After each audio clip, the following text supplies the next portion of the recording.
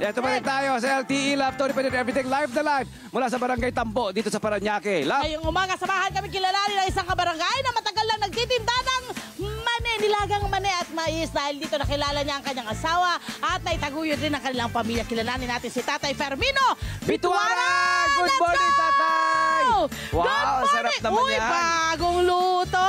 Magandang umaga, Tay! Magandang umaga po naman. Good morning po. Kasama ni Tatay Fermino, si Mami. Danila Bituara. Mami Danila. Hi. Tay! Kumusta? Gaano katagal na tayo nagtitinda ng nilagang mani at nilagang mais? Abay, matagal na po. Siguro mga 30 plus, mahigit 30 years.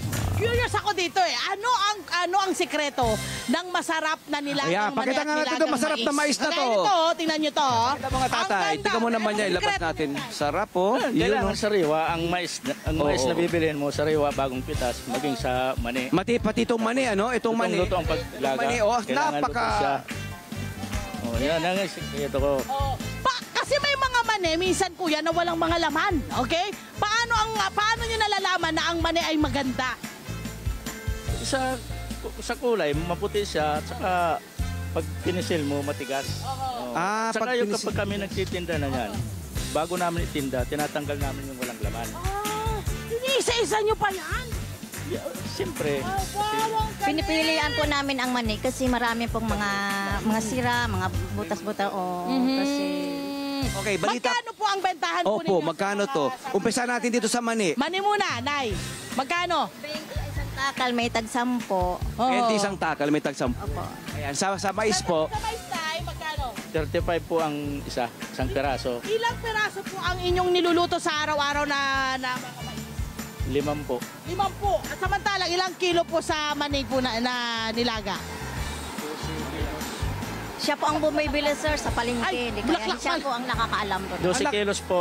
ang purchaser, ang nagpe-purchase, Si tatay in charge na of rin. purchasing sa tatay. Kasi alam mo na. Madao. May suki ka na sa palengke. Mayroon na po. Matagal Balita ko po. po, marami na po kayo na itaguyod dito na tulungan sa inyong pagbebenta ng mais at mani.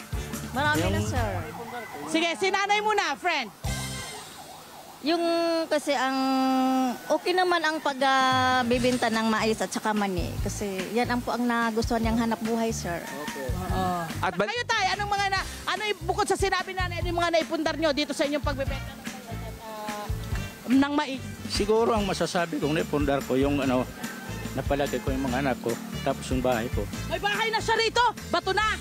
Opo. bato na ang bahay. Balita ko po yung nagkakilala po kayo dahil sa mga itinitinda nyo. Tama po ba, Tatay Fermino? Tatay Fermino muna. Opo. Kasi siya noong araw, bantay siya ng tindahan. Sa pagtitinda ko nito, nakita ko siya, nadadaanan ko.